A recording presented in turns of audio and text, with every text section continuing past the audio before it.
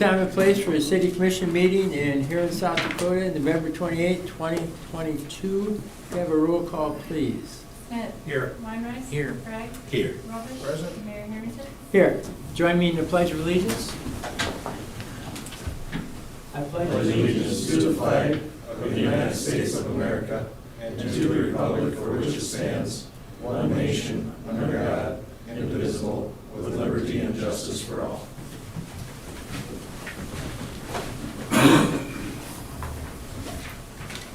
Agenda approval. Is there anything on the agenda that needs to be added or deleted? Seeing none, seeing none, that is a rarity. Mark, you have nothing? No. Thank you. Move to approve the agenda. Move to approve by Commissioner Bragg. Need a second? Second. Second by Commissioner Split. A vote on the agenda approval. Roll call, vote, Smith. please. Aye. Weinreich. Aye. Bragg. Aye. Robish. Aye. Mayor Harrington. Hi. Agenda approval has been approved. We'll move on to public forum. Public comments may be sent during the live meeting broadcast on the city's YouTube channel. The link is listed on the city's website at www.huronsd.gov. Click on Government and then City Commission. In order to use the YouTube chat feature, please create an account with the YouTube and Gmail or use your existing accounts. Please state your name and address for the record. Public forum is limited to a maximum of 3 minutes per person. And tonight we have, in the back of the room, we have our HR director sitting on a computer. And if you have any questions you'd like to have us to answer tonight, you can call in or email in through YouTube, and Nathan will try to get the information to us, and we will answer your question.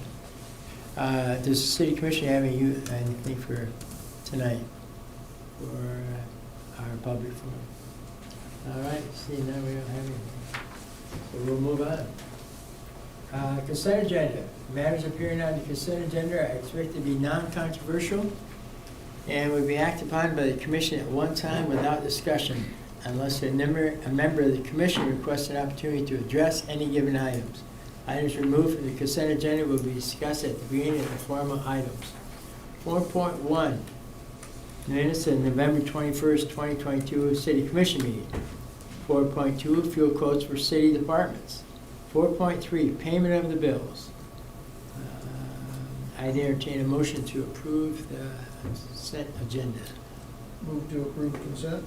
Commissioner Robish moves to approve. Need a second. Second.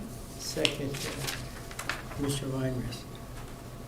Roll call vote, please. Smith. Aye. Weinreich. Aye. Bragg. Aye. Robish. Aye. Mayor Harrington. Aye. Okay, moving on to petitions and communications. And at this time, I'm going to turn that over to our city engineer, Brett Runge, and you can go through 6.1 and 6.2 for us. All right, thank you, Mayor. First of all, 6.1 is a presentation by Stockwell Engineering on the Dakota Avenue preliminary streetscape design. This is David Locke with Stockwell. He's been our project engineer on this.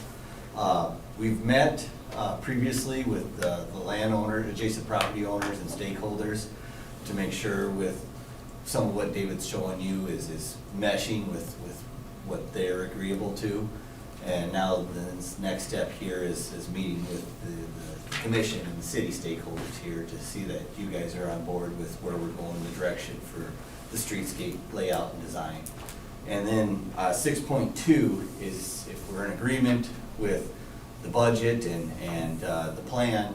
6.2, now that we have the scope basically revised and determined, would be an amendment for final design. Because it was hard to put together a fee for final design on this without necessarily knowing the scope of the work. So we'll start with David whenever he's ready. So thank you, David. Welcome, David. Thank you. Yeah. Good evening, everyone, Mayor, Commissioners. So the presentation that I'm going to go through is a presentation that we've reviewed with property owners. We met with the different blocks of property owners a few weeks ago, and we've made some adjustments since then in accordance with our discussions with the different property owners. Overall, everyone was very pleased and excited with the design and the proposed improvements. And so I'm gonna go through that here for you guys this evening. I'll go through it probably fairly quickly. I could talk about this for a long time, but obviously you guys have other things to do this evening, I'm sure. So I'll go through it. If you have any questions at all as we're going through it, or clarifications, or something in more detail you want me to discuss, I'll be happy to answer any questions or kind of stop and talk through things more as we go through it. So we've handed everybody the packet. So this packet is what is going to be presented here this evening. You guys can keep that and reference back to it after our meeting and presentation here tonight. So the area that we're looking at is in conjunction with the DOT project from 9th to Market, which is through the downtown core. And so our current scope of work in conjunction with the city and Brett and his team are utility replacements within that area. So any water or sewer upgrades that need to happen while the street is tore up. And then also streetscape improvements within the downtown area, including street trees in the area kind of south of the downtown. Everything else in terms of removals, storm sewer, I'd say most of the paving, we have some paving that we'll go through here, and any striping, all that stuff is through the DOT. So our scope of work is really kind of the fun stuff that you see above grade, and the stuff that is going to eventually be buried with utilities as well. So the area from 9th to 5th Street is street trees and utilities only. And then from 5th Street to Market is streetscape, some more above ground elements, and also utility replacements in that area of town as well. So the area from 9th Street to 5th Street is essentially street trees that are going back in the areas where all of the trees that are currently in the boulevard area are being removed. And so with the DOT project, essentially from the back of sidewalk to back of sidewalk, all those existing trees are going to be removed within the right-of-way. That actually does you guys probably a good service, just because I'd say most of the trees are green ash variety, and with the emerald ash borer coming to the different communities, you're going to be either stuck with treating them for essentially the life of the tree, or removing them and starting over. And so the timing of this project, while sad in terms of like the canopy that you see that driving up Dakota that everybody loves, is going to be removed. It's a time to kind of start fresh when realistically the trees were probably going to be coming down to begin with anyways. And so as a part of that, we're coming back with street trees in that area. And so we met with, we invited the property owners in each of these blocks to a series of meetings. And those that came, we met with them, we went through, okay, do you want a tree in your front yard? Do you not want a tree? Do you want two? So we kind of went through all of that. We also explained that the tree is going to be planted as a part of the project. But after it's planted, it is the homeowner's responsibility to take care of that tree. And if the tree dies 5 years down the road, then it's on the homeowner to replace that. All of these trees, when planted, will have a 1-year warranty, so 1 year from acceptance of the project. If the tree dies, then it'll be replaced by the contractor at no cost to the property owner. But after that, it's on the property owner to maintain that tree. A couple of questions that we had during this, one in particular was in regards to if they wanted a larger tree or if they wanted additional improvements made to their driveway or sidewalk, not necessarily a sidewalk that's being replaced, but the driveway in particular. We had some questions from different property owners asking about that. If they would want a larger tree, that upcharge most likely would be paid for by the property owner. And if they want additional work done on their property in terms of their driveway removed and replaced, while everything else is kind of tore up in this area, that's something that they directly negotiate with the contractor. So again, just kind of letting you guys know some of the questions we've already fielded with the various property owners. So I'm just kind of clicking through these slides. I mean, essentially, it's, the trees are going in, they're going behind the sidewalk now. They will not be in the boulevard area, which is what we kind of call the area between the sidewalk and the back of curb. That area is fairly narrow in some spaces, and there's a lot of utilities that are going to be in that boulevard area.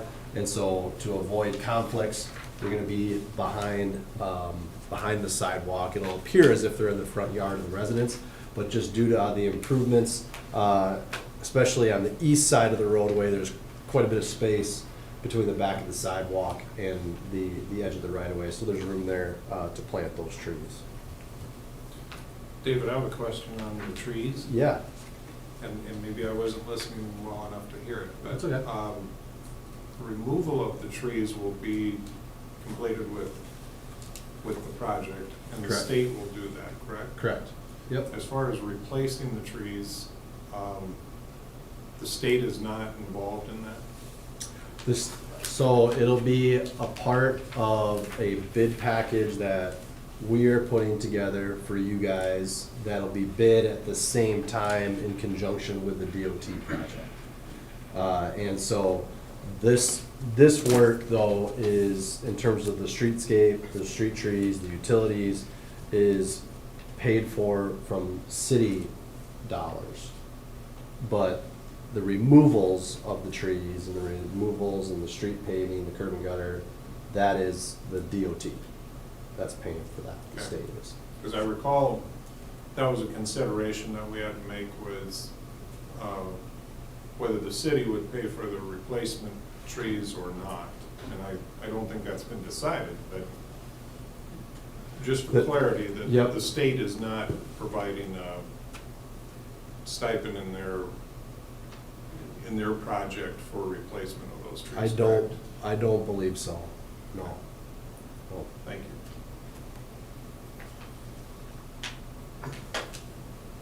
David, so what type of response did you get from the people that you met with a week ago or so? Everyone was happy to see us putting the trees back that we were. In fact, one gentleman, we added a tree. And so we kept the trees. If there was a tree that was being removed in the boulevard, we tried to put a tree back in that space. We did clarify also with people, if it's in your front, if the tree's in your front yard closer to your house, then it's outside of the right of way, so it's on your personal property. The intent is to not have that tree removed, that'll still be there. However, the DOT is still determining their removal limits just based on grading and, if the elevation, the roadway changes and they have to tie back into the front yards, there may be some additional removals. But that's something that the DOT will have to work out with the individual property owners, because they'll have to get construction easements from each of those property owners. But a lot of the property owners did want, even though it's gonna be on the other side of the sidewalk, they were receptive to putting new trees in? Yes, we didn't have, we sent an individual letter to every property owner.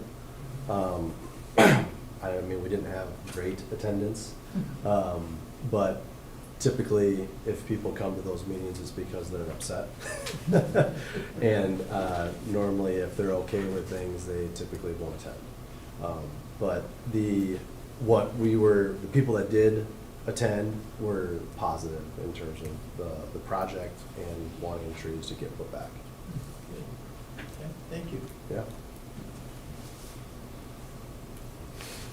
The types of trees that are going back, we want to make sure that we have a good, diverse urban tree forest.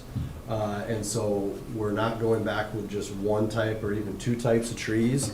With the number of trees that we're planting back into this corridor, there's a minimum of probably 4, which you see here, that we're going to be planted within this, as a part of this project. These 4 different types of varieties of trees are proven varieties that we've used in streetscape or street tree type plantings in previous projects. And these are trees that, the city of Sioux Falls utilizes on a regular basis for their urban forestry division as well. All of them have yellow fall canopy. To have a tree with red fall canopy is difficult for this area. You're basically regulated to red maples, which now there's talks of kind of a pest that is starting to attack specifically red maples on the coast. And that is probably the next most overplanted tree other than green ash. And so there's concern with that tree in the future. And so we've kind of gone away, even on other projects, from planting red maples. The other type of tree is a northern red oak.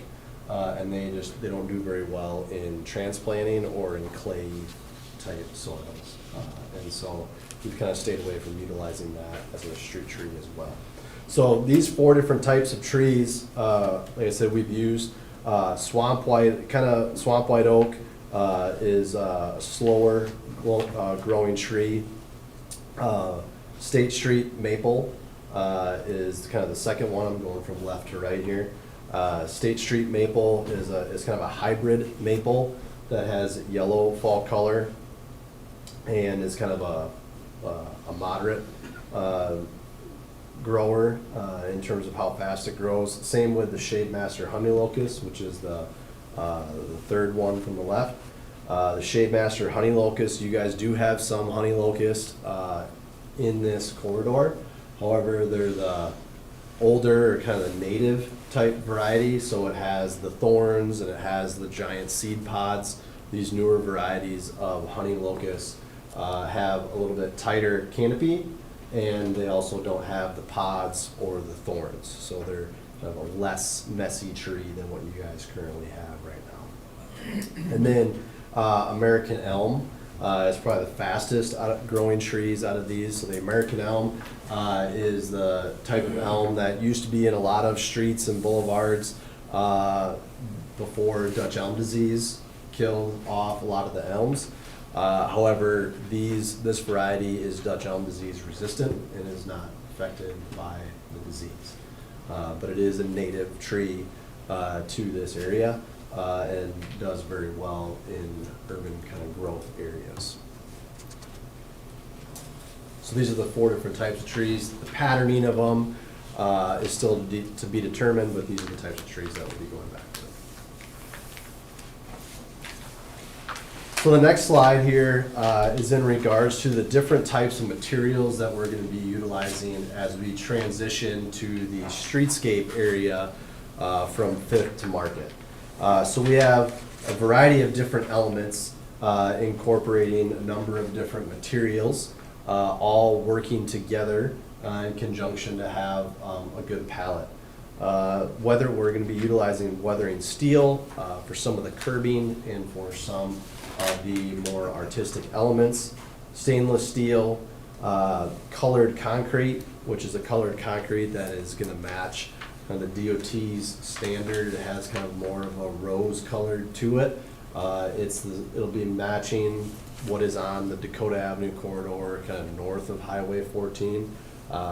We talked about changing that internally to kind of go with more of a darker brown type color, but in order to keep consistency within the corridor, we didn't want it to be like, okay, we're using kind of more of a rose color here and then dark brown and then rose, because then as the DOT moves further south, south of 9th Street going all the way down to 21st, that future project, they'll be utilizing more colored concrete in that area, and so we wanted to keep the kind of a cohesive image throughout the corridor. So it'll be a rose colored concrete. We will be doing paver accents, so not as a dominating paving area, just from an ease of maintenance standpoint, but we are going to be utilizing them for banding and accents within the streetscape area. That is a Copthorne basalt paver by Unilock. It is a wet cast concrete paver. A lot of the issues you'll see with pavers from a concrete standpoint is if you have what's called a dry cast paver, you put salt on it and it starts to unravel very quickly, just like, you know, concrete will to a certain degree. These pavers are wet cast, so they're set as if they're concrete, and then they have kind of a salt inhibitor and water inhibitor built into them as well. And so they're very, very durable and kind of the best paver out there when it comes to kind of longevity and resisting kind of freeze thaw and salt in this area. And then incorporating landscaping throughout the area that's kind of native to this region, so utilizing ornamental grasses or plants, perennials that are kind of proven in streetscape type settings. In terms of site elements, the bench that you see there, unique type bench that we've selected for the streetscape area. You see the bike racks there, litter receptacles.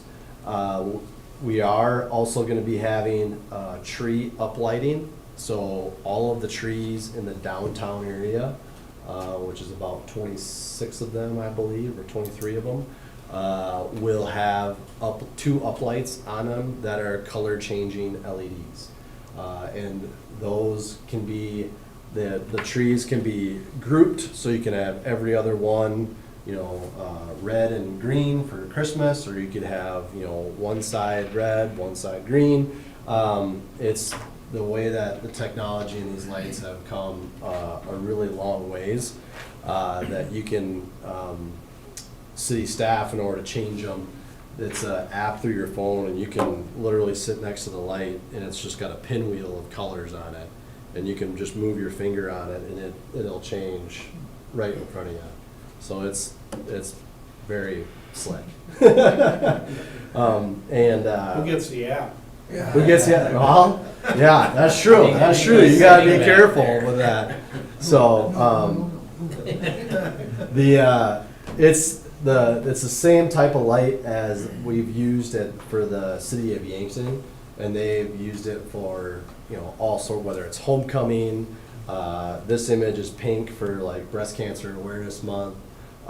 They kind of change it up all the time. So you kind of have this, you know, uniqueness that you can, you know, an element that you can change on a regular basis if you would like within your downtown area. And then, Are there any restrictions with that, with the DOT? Since it's on the no, site right away?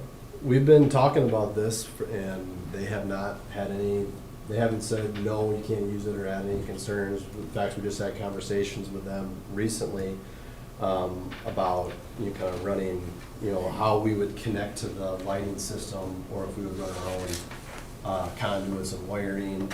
But they said that, you know, we can connect to the same panel, same electrical service that they are. They would upsize their conduit, and we would just have to, you know, we could run wiring for these lights in the conduit for their lights. So they're fully aware of what we're proposing to do, and they have not had any objections to this point. And then in the lower right-hand corner there, you see that is the proposed light pole that's going to be throughout the area. And that light pole has a light on it kind of up top, up high for the street, and then it has one on the back side to help light the sidewalk in this area as well.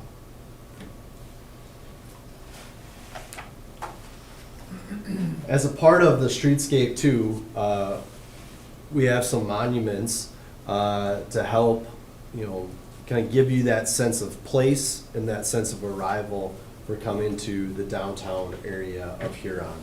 And so on the south part of the corridor and the north part of the corridor, and you'll see where these occur here in a little bit, we would have an entrance monument. So that monument on the left-hand side there would be a brick and cast stone monument that has different colored bricks. So the inset would be a charcoal or a black brick to help give you some contrast to the decorative metal panel, stainless steel panel that'll be cut out with the silhouettes of native grasses and pheasants in that for that silhouette there. And then the circle would have the word Huron, 1883 on it, and those would be pushed through acrylic letters.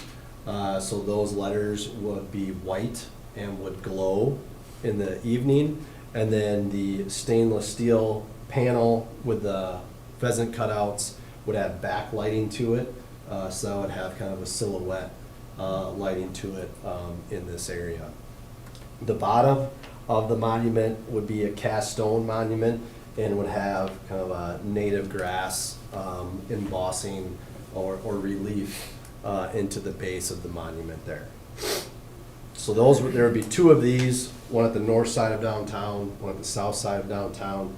And then at the intersections in between, we would have what we're calling kind of a mid-block monument. So it's a shorter monument, but still ties this downtown area together. The base of it would be similar to the base of the entrance monument. So you would have the kind of native grass relief in the base. And then the top part would be a planter bowl that would have annuals that could be placed in that bowl. It's a little bit higher up, so they're easier to see, and also is something that could be changed out on a regular basis, whether it's with flowers or we've talked about in the wintertime, you could have evergreen branches or dogwood branches. Again, just another element that can change with the seasons within the streetscape area. And then on the top part there, wayfinding signage. So we've got two different locations picked out where you would have community signage opportunities. So a map showing the entire Huron community in terms of points of interest that may be a little bit further away from downtown. And then on the back side, because the sign would be two-sided, on the other side is maybe more of a zoomed in map of the downtown area, and then working with the different local businesses to have kind of almost like a legend and keyed map of businesses within the downtown area. And so that way, again, giving people direction on where they're trying to go within downtown Huron.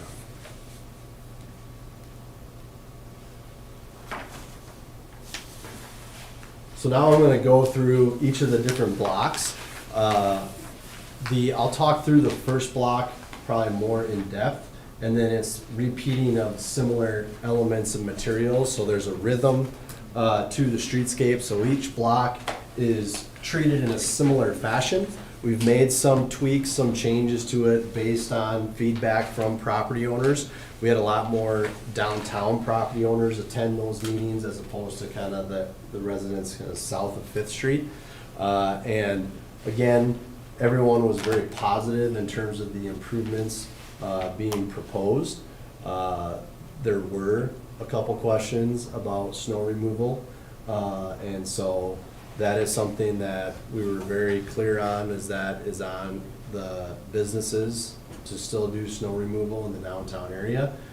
However, we've talked about trying to improve that by, having a downtown association, potentially, hire somebody to remove snow within the downtown area instead of relying on individual property owners to clear kind of their, 50 feet or so of space. And so there's a variety of different approaches to that. For the most part, everyone understands that, and there's going to be more elements within the streetscape that need to be worked around. There was probably one property owner that was not as receptive to that, but everybody else understood the benefits and kind of how that adding of this kind of the ambiance, these elements to enrich the downtown area outweighs the fact of, okay, yes, there's more elements that I need to move snow around. However, there's more elements that also draw people to the downtown area, and these elements make you want to stay within the downtown area. So this is from 5th Street to 4th Street. The sidewalk will be an 8-foot sidewalk that's up along the face of the buildings. That is a sidewalk that technically the DOT is putting in, and they're working on kind of all the grading that would happen for that area. And so that is the 8-foot wide, kind of white space there up along the buildings.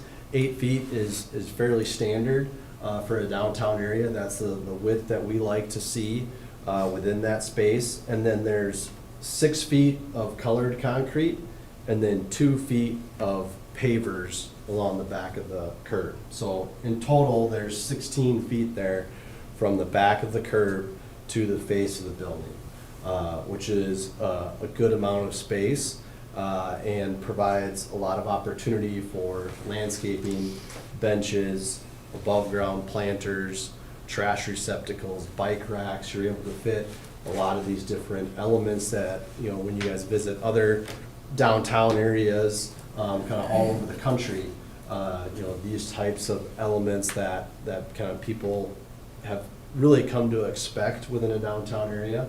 And there's plenty of space for that. Just for a frame of reference, if you guys are, you know, familiar with Phillips Avenue in downtown, that sidewalk is actually 7 feet wide, and the colored concrete area before you get to the angled parking is only about 3.5 to 4 feet. So there's only about 11 feet at most. That's kind of between the parked cars and the businesses on Phillips Avenue in downtown Sioux Falls. What do we have right now?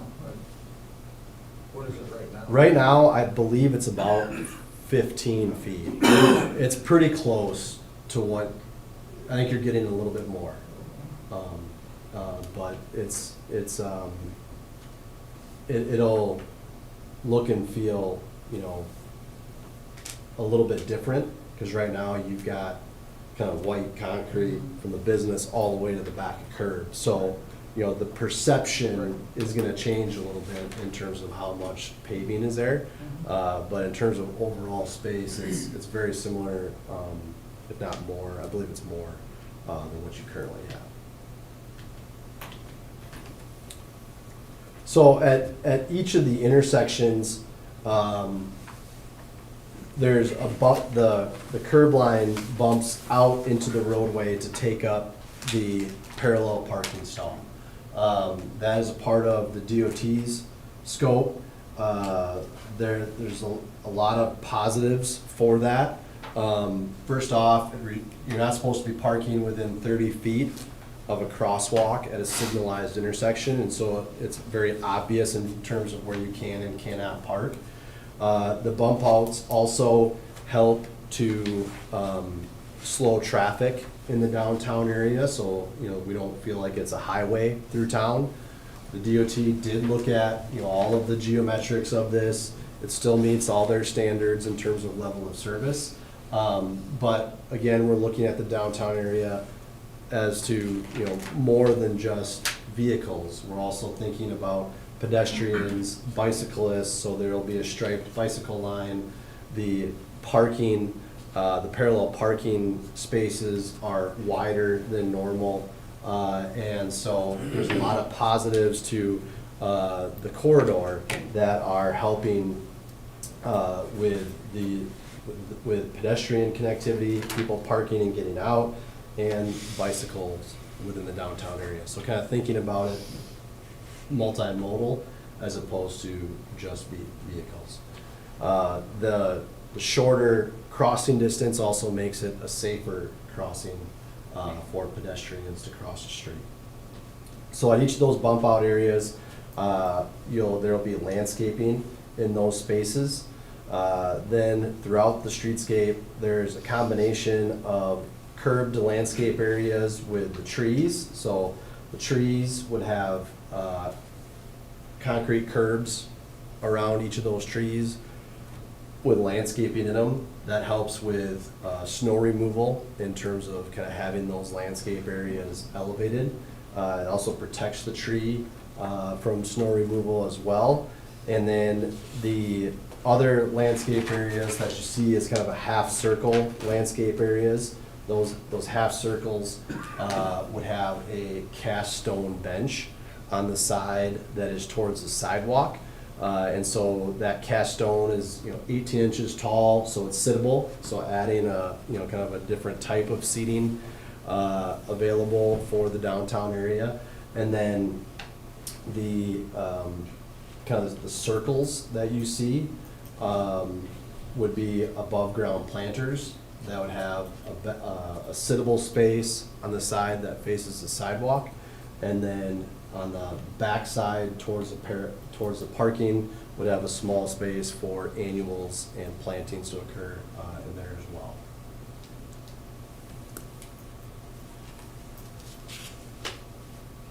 So in this area here at the 4th Street intersection is where we would have the entrance monument. So right in front of the post office, that is where that larger entrance monument would be. We looked at putting it at the 5th Street intersection. However, as you can see on the west side of the roadway, due to turning lanes and transitioning from a single lane to a 2-lane in each direction, there's no landscape area to put it in. And on the east part of that intersection, the traffic signal pole and box is kind of dominating that east corner. And so the monument would kind of be restricted in terms of where it could be placed so that we're not, blocking anything from a street light standpoint. And it would lose, a little bit of its luster, so to speak, just because it's competing with the traffic light that's there, and there's a business sign that sticks out right there. So there's kind of already a lot going on at that intersection. And then as we transition north, at the 4th Street intersection, on the west side would be a mid-block monument.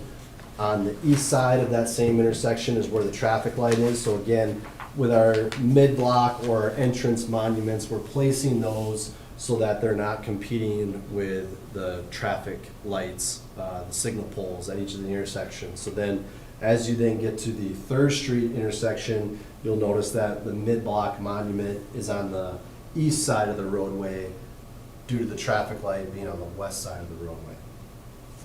And so those, we're making sure that we're alternating and missing those. On this one again, in the middle of the block are the above ground planters. So those kind of 3 planters there, those have the seat on the one side, landscaping on the other.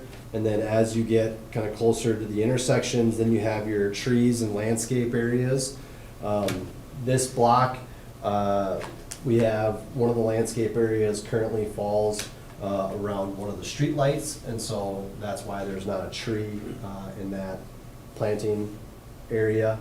And then we've done a combination of bike racks at kind of the ends of the blocks, kind of promoting if you're crossing Dakota, whether it's at 4th Street or 3rd Street, with your bicycle, trying to keep kind of the bicycle parking more to the end of the block as opposed to the middle of the blocks. And then we are showing trash receptacles at each of kind of the intersections as well. And we've added a few more in there depending upon the different businesses that are there and if they would need more trash receptacles. We also are in some areas, typically we're showing 2 sculpture bases per block. So one on the west side and one on the east side. This one in particular, both of them are on the west side of the street, just due to the businesses that are on kind of the east side. It worked better to have the sculptures more on the west side, and so those bases are cast concrete bases with a metal plate on top of them, and then that metal plate, you're able to weld the sculptures directly to that base, and they stick up about 18 inches, a foot to 18 inches off the ground, again protecting that sculptural element from any sort of snow removal or damage. One item of note on this block here, the Dakota Plaza basement, you see the kind of orange dashed line that does protrude out into the right-of-way, and the roof of that structure is very close to the sidewalk. I believe it's within 8 inches or so of the sidewalk.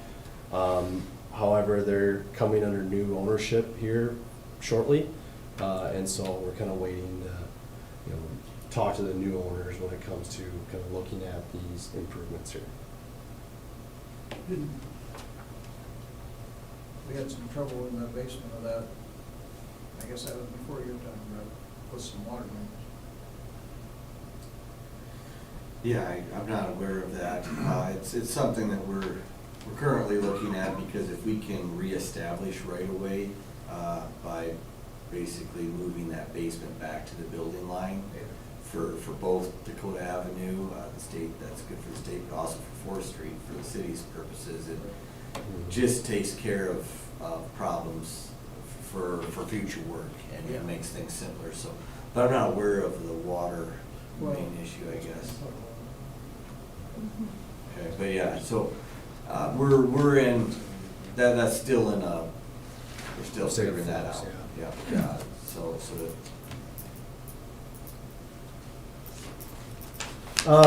And then, as we continue to move north, then this block from 3rd to 2nd, very similar to kind of from 3rd to 4th in terms of just the repetition of the above ground planters, the landscape areas with the trees, and then, what stays consistent is that, that 2-foot paver band that runs along the back curb. It also kind of frames each of the landscape areas, so providing an accent for each of the landscape areas. On this 3rd Street intersection, mid-block monument is on the west side due to the traffic light being on the east side, and then that flips at 2nd with the mid-block monument being on the east side.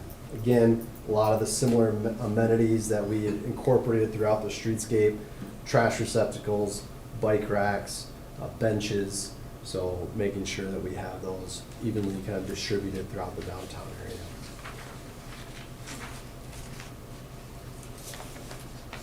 And then at 2nd Street, we did the mid-block monument.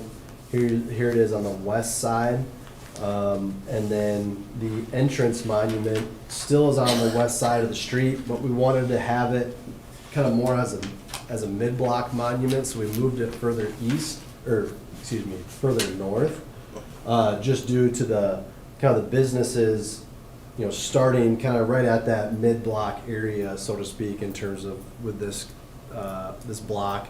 We wanted to make sure that we didn't feel like we were excluding businesses based on where these monuments were placed, and there was room in that landscape area on the west side of the street there, and so we moved the entrance monument. Instead of it being at an intersection, it's kind of more of a mid-block piece here, but it works well because there's, it's kind of open space around the monument at that mid-block location, and then it gets to be kind of, again, the tighter businesses as you move further south.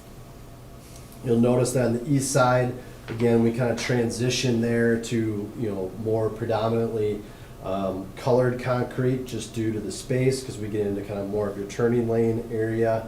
And then getting into the Market Street intersection, there won't be any mid-block monuments at that area, just due to traffic poles, the signal poles that are there, street lights that need to be incorporated, and just due to the street widening out in this space, there's just not room to incorporate that into there. And so then this is a graphic. The final page there is a graphic of what these monuments look like from a perspective standpoint. So we wanted to give you a little bit of a glimpse of what those will look like in real life, as opposed to the elevations. And so you can, the upper left-hand corner is the mid-block monument, so you can see that, relief and how that casts, a little bit of shadow within that bottom piece there. The wayfinding signage and how that would work in the lower left-hand corner. Then the right-hand side is the monument.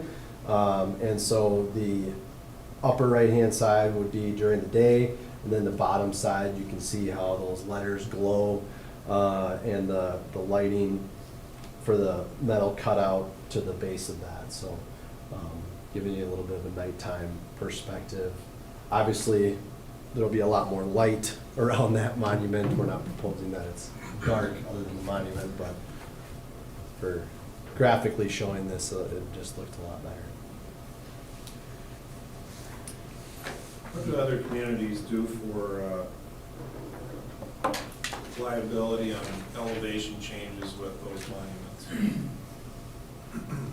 What I'm asking is, like the mid-block monument, Yep. it would appear there's about a foot, 6 inches drop from the concrete to the landscape inside. Yeah, so that's a curbed landscape area, and so that curb around the landscape area sticks up a minimum of 4 inches from the sidewalk, and then it's anywhere from kind of 4 to 8 inches above the sidewalk is what that curved landscape area is.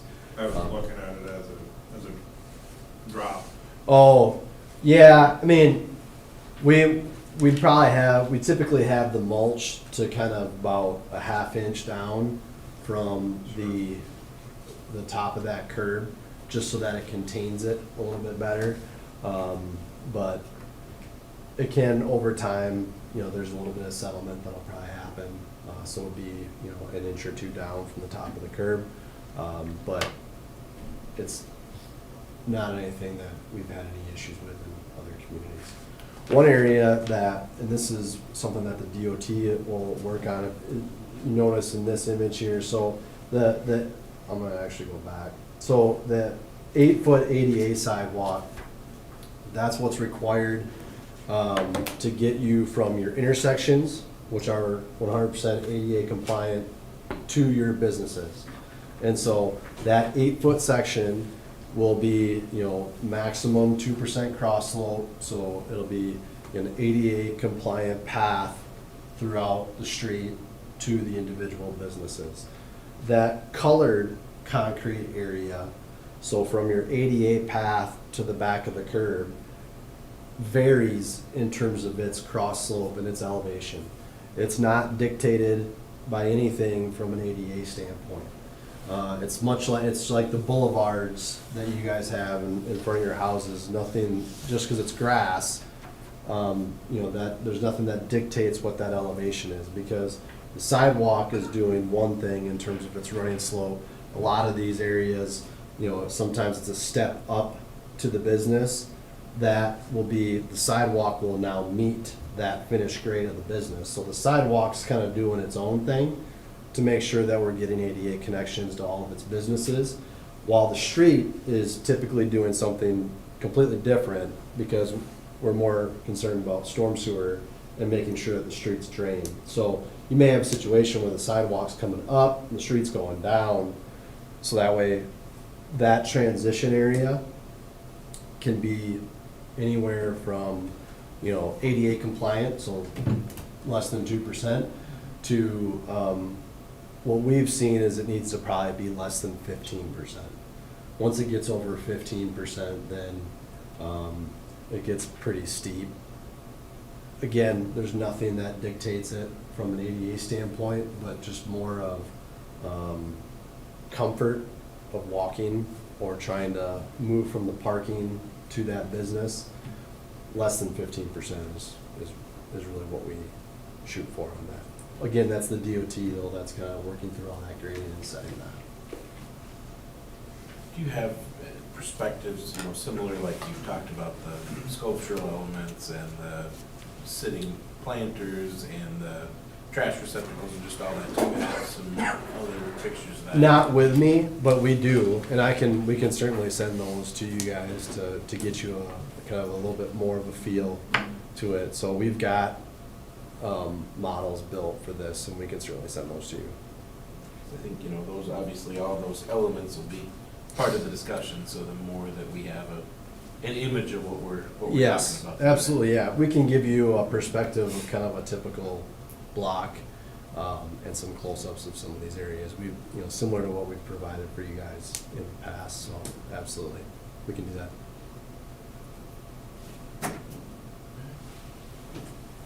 Any other questions for David? Seeing none, thank you, sir.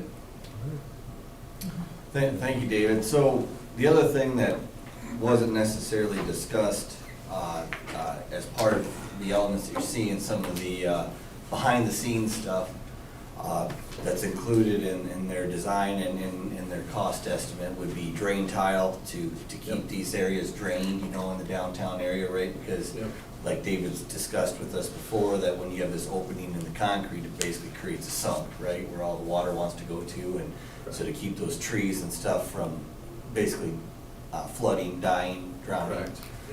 There's drain tile elements that they've have added. The other thing is for ease of maintenance, they're looking at included in the scope and cost is a sprinkler system, right, or watering. You know, so he's looking at water lines that would have to be blown out each year through that. So that's also incorporated into things. And those are all basically based on feedback from earlier meetings with the commission and with the public and with the departments, I guess, on that information. When we had discussed this a while back and kind of showed the first concepts of the streetscape, and we were looking at it, basically we were looking at 4 blocks of downtown, like he's looking, and we were looking at in that basically $500,000 area per block, right? I guess where we're at now with the preliminary cost is we're close to $2 million on the streetscape side of things of what he discussed. So we're still in that same threshold, still in those same constraints that the commission had previously given the blessing on. I guess it wasn't like a formal approval, but it was the blessing that this concept is the direction we want to go with things. Also included with this project is the water main replacement through this whole area from 9th Street all the way up to actually 3rd Street north of the water main portion. And then there's some sanitary sewer areas that we have to replace and fix some problem areas or some issues that we have. And that adds up to about $1.3 million worth of work that we're looking at, which would be under the water main budget. So all in all, the budget right now that we're looking at for construction cost is sitting at about $3.5 million. That includes that 1.3 million or so of 1.4 million of utilities work that's going, and then there is at this point there's a substantial amount of contingency that's on this. So I mean that gets you that 3.5. But I guess moving forward, if the city is on board with this concept, this preliminary look, I mean, and to continue to the next step of design, because the DOT basically is looking for design from the city this spring, essentially, is what they're wanting, because they'll take this summer and review it, and then they're bidding actually next year. Construction is set for 2024. So we have to keep moving forward with this. We're looking now, the scope is defined of the work would be an amendment to finish out design on this work. When we first, and that's item 6.2. So when we first got together on this, we had the original agreement was for the utility work, which was the water main and the sanitary sewer, and then to do this design charrette, basically, meeting with the public, meeting with the city, and determining these elements and kind of determining the scope of what we wanted to do downtown. Now that's been established, we would have to amend the contract to finish out and the design fee for the streetscape portion. And we did mention that, or we did state that was in the original memos that we had, that cost did not include design for the streetscape. Item 6.2, if it's all right if I keep moving, Mayor, unless there's more discussion on the actual presentation. Go ahead. Okay, so item 6.2 would be consider contract amendment from Stockwell Engineers Inc. for Dakota Avenue streetscape design from the Market Street to the 9th Street area, and authorize the mayor to sign. And that's an additional amount of $129,800, which would increase the total contract amount to $272,976. And that's what we're looking for. We recommend approval of that amendment to keep moving forward with this design. Something to think about, we talked about the construction cost estimate is at 3.5 million.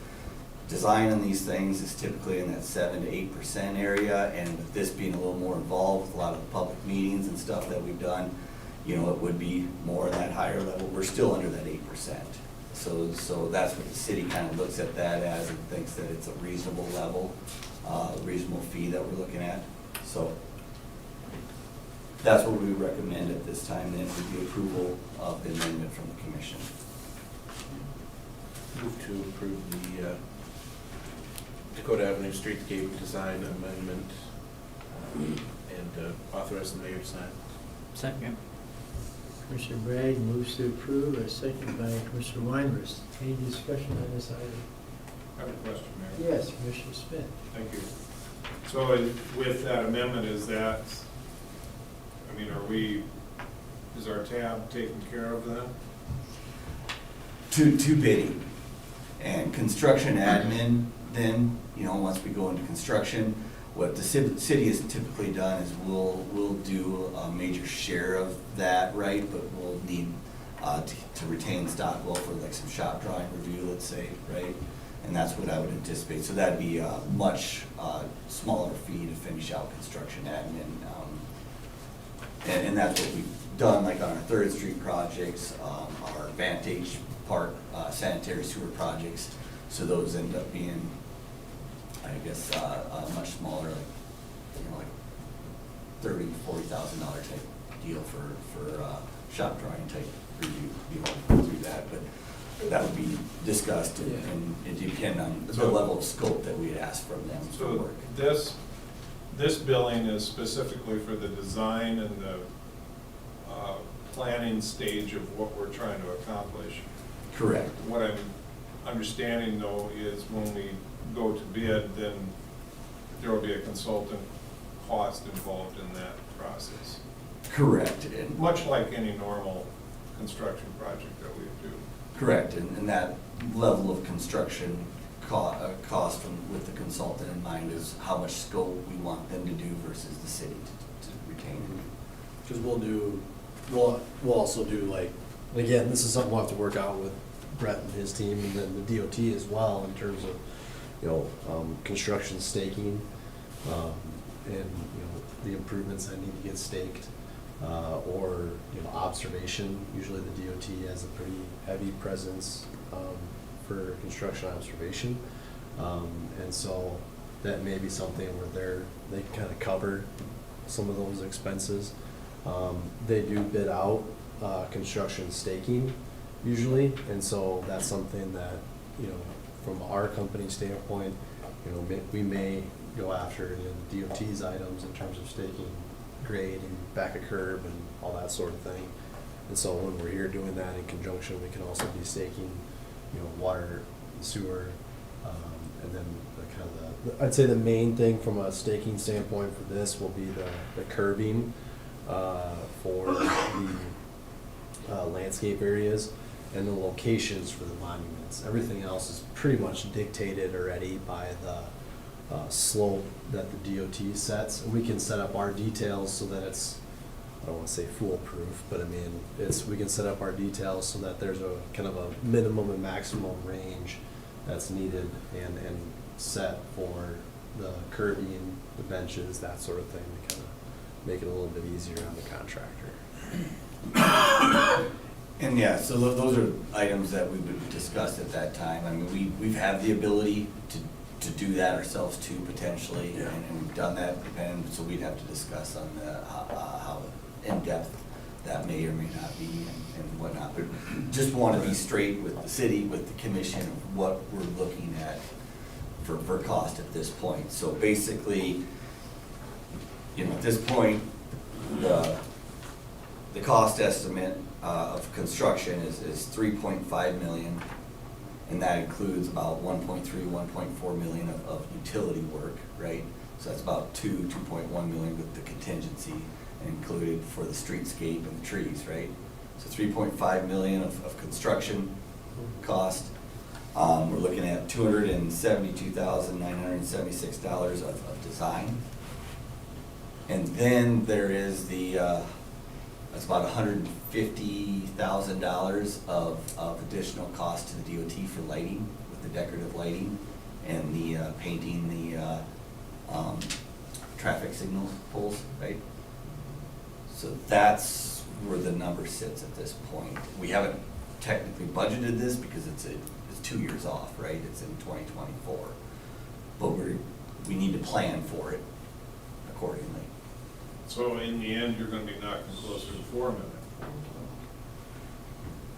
million. After you put in the design and the streetscape. And the lights. Yeah, Correct. yeah.